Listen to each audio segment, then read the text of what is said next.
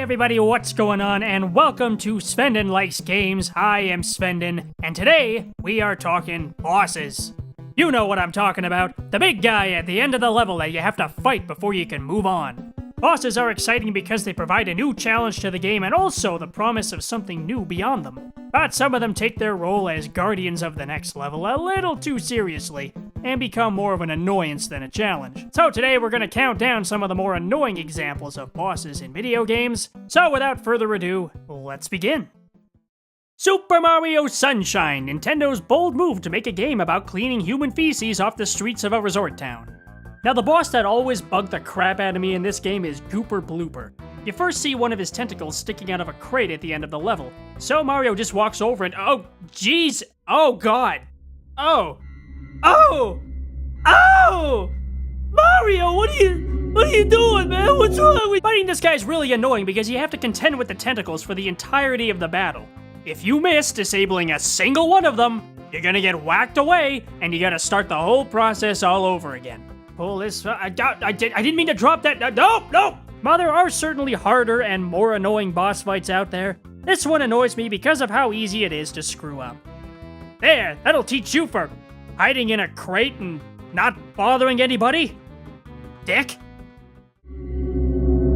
You know something? I think we're very close to getting a great 3D Sonic the Hedgehog game.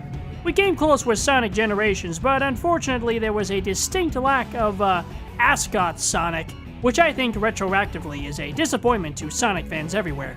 Oh, just look at that face, I just wanna... Mwah!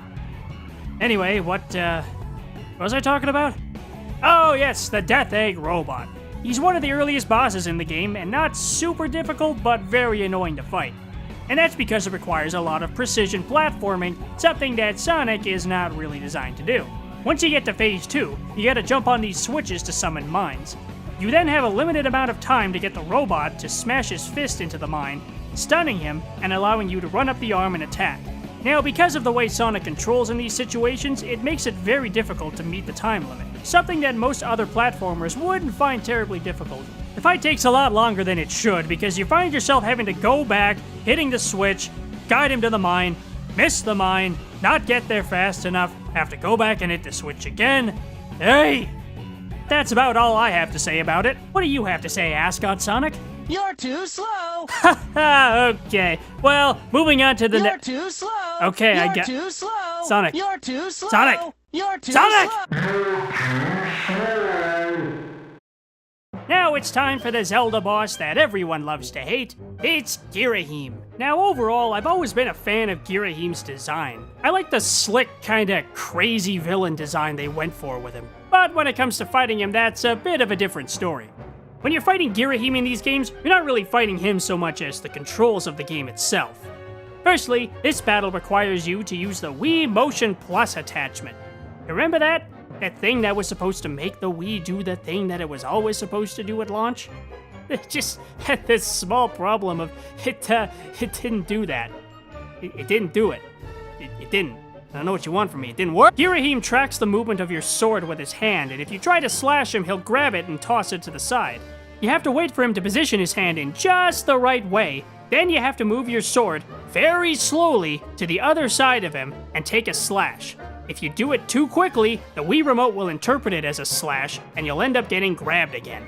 This is how you fight with a real sword, right? Slowly moving it to one side. Your opponent would never see that coming. Then you have to slash his projectiles away. And this requires a level of precision as well, of course, so it's a real treat. Now you can tell they must have been really proud of this fight because you have to fight him 3 times in this game. And 2 of the dungeons in this game have him as the final boss, in which you fight him the exact same way both times. And to top it off, he does that whole villain cliche of always taunting you, telling you how he's gonna beat you, even though you've already beat him like 75 times already. Girahim, it's hard to hate you, but it's even harder to love you.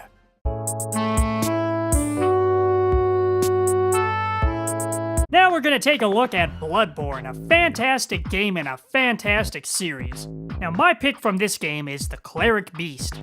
Now in the Souls games, there are certainly a lot of examples of much more difficult bosses, Ornstein and Smo come to mind, and they were originally who I was going to talk about for this list, but I remember the Cleric Beast and the experience that he gives to a first-time player. Let me explain. Near the beginning of the game, you come to this fork in the road right here. There are two ways you can go. Down this tiny, dank little alleyway, or the giant ornate bridge with enemies on it that's clearly beckoning you to come towards it. So you get on it and fight your way to the end, where you're greeted by the Cleric Beast. Obviously, if there's a boss at the end of this, it must be the way you're supposed to go, right? Well, you'd be wrong, because the tiny, dank alleyway is actually the way you're supposed to go. You're not even required to beat the Cleric Beast in order to advance the story. And he's super difficult, especially for a first-time player. He does tons of damage and doesn't take a lot from you. The first time through, you're gonna die and die and die. Again, you're not even supposed to take the bridge, and there is no way that you would know that your first time through. In fact, the game basically guides you the wrong way. Now, like I said, there are definitely more difficult bosses, but this list is about bosses that are annoying. And the Cleric Beast is annoying, at least to a first-time player, luring you into a very difficult beginner's trap. Earthworm Jim is a game that you probably think you like. You don't, though.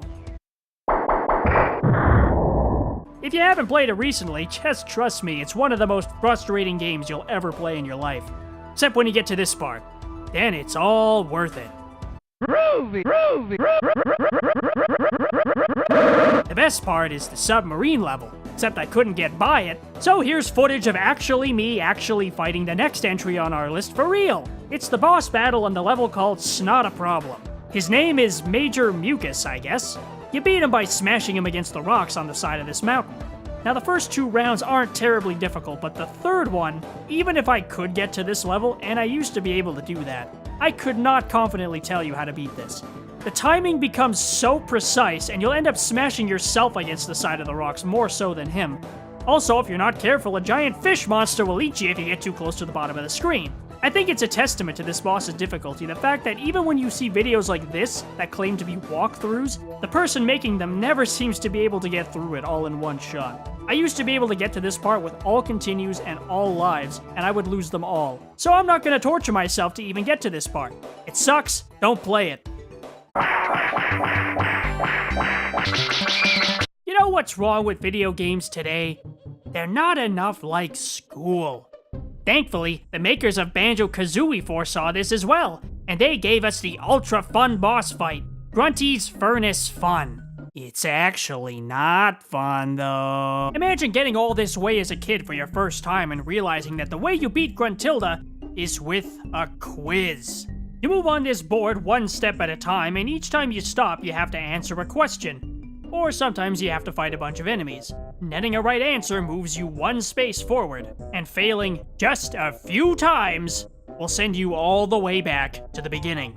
Now, what kind of quiz is this, you're asking? Well, it's a quiz about everything that's happened in the game. How many of these did you have? What sound is this? What music is this level from? Where is this? Ah, yes, this place. I remember where that's from. Remember all the weird crap that Gruntilda's sister tells you about her? Well, I hope you listened to all of it and also memorized it, because that's on the quiz too.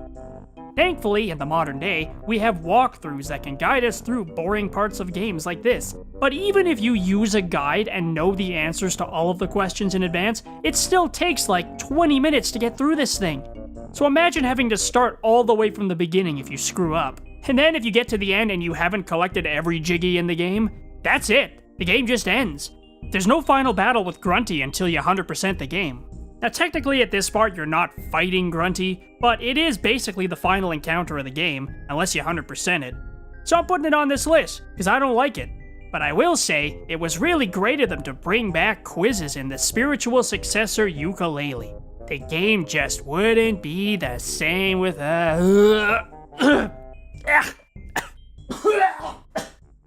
Of all the bosses in Cuphead, the one that almost everybody agrees is the most difficult, or at least one of the most annoying, is Grim Matchstick. He's the dragon boss and is annoying because of the moving cloud platforms you have to stand on the entirety of the fight.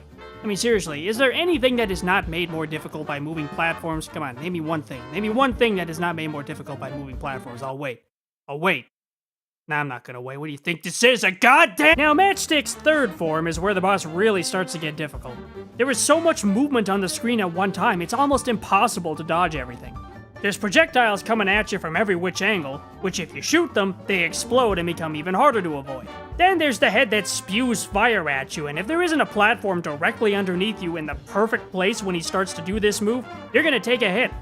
Now the first time I played this game, this boss gave me a ton of trouble, but while I was getting footage for this video, he wasn't even that hard. I was able to beat him after only a few tries. So he frustrates the crap out of me the first time I play through it, and now, when I try to make a video about calling him out, he makes me look like a total wiener. I don't think I need any more reason to hate this boss. Ah, Castlevania. What can you say about these games that hasn't already been said? They are fantastic! Certainly not without their share of annoying bosses, though. And my pick for our list today is Frankenstein's monster and Igor from Castlevania 1. The monster himself is the one that you have to defeat, but Igor is the one that does damage. He jumps all around and shoots balls of fire at you.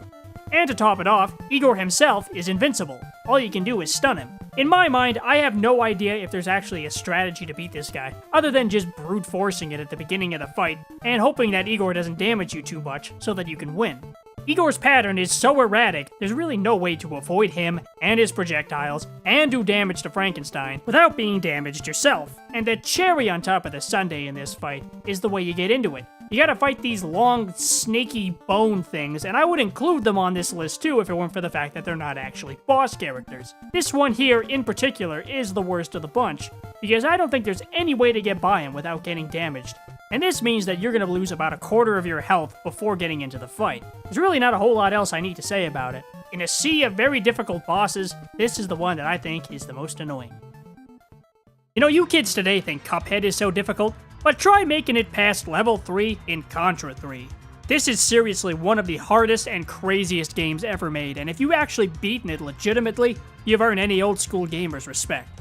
Now, the boss that I want to talk about is a mini-boss from level 3 called the Tri-Transforming Wall Walker. A name that just rolls right off the tongue. I mean, what kind of meeting was that when they came up with the name? Hey, what are we gonna call this boss? I don't know, what does he do?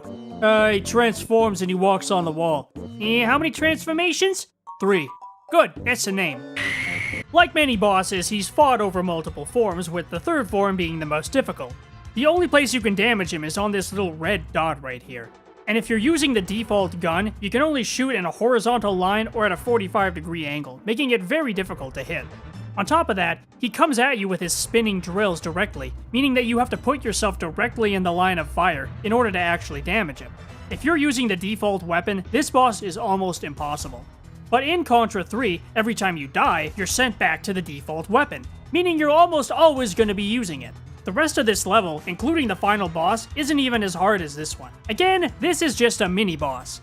But even so, the wall-walking spiky drill giant thing, whatever, manages to be one of the most difficult and most annoying bosses in the game. Donkey Kong Country games are great, but the later games got a little carried away with their boss fights. The original Donkey Kong Country probably had the best idea. You just get in there, jump on the enemy's head a few times, do a little monkey dance, and that's it, you're done, move on. Later fights get a little carried away, such as Buzzard on Sailmast and whatever the hell this thing is. But it wasn't until the Return games that the bosses got really irritating, and I think the absolute worst example of this is the final boss in Donkey Kong Country Tropical Freeze. Every boss in every Return game pretty much has the same problems. They take way too long. Not only that, there's no mid-boss checkpoints, so if you ever screw up, you have to go all the way back to the beginning of the fight. Now this may be a personal preference for me, but I hate bosses that make you wait, and every Returns boss makes you wait. A lot.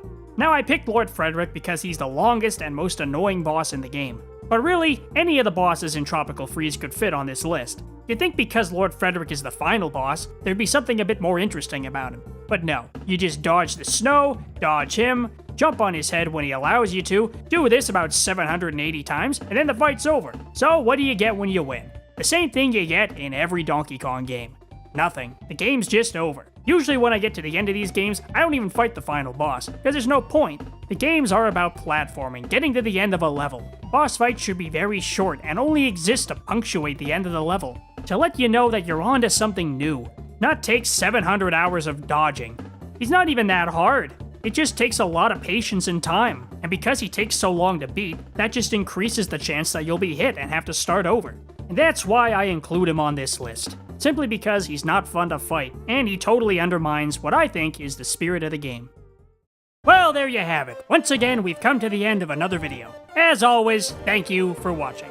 If you enjoyed the video and you want to help share it around, a like and a comment go a long way. And don't forget to subscribe if you want to see what comes next. And if you'd like to see more, there's a couple on the screen for you that you can click. This is Svendon Likes Games, and I've been Svendon, and I hope to see you again. Bye-bye.